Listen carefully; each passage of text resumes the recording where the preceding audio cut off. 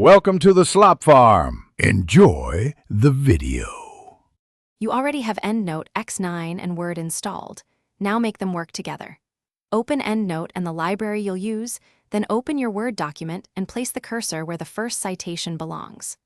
Once done, check the word ribbon for the Endnote tab. If it's visible, you're ready to insert citations.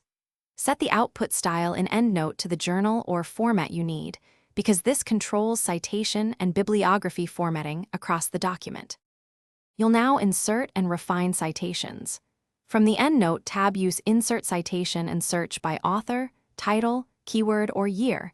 Select the correct reference and press Insert. Endnote places the in-text citation where your cursor was and appends a formatted bibliography at the end.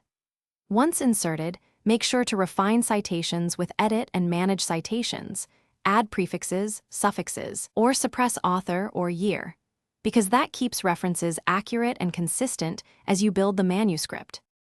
Finish by checking the full bibliography and styling.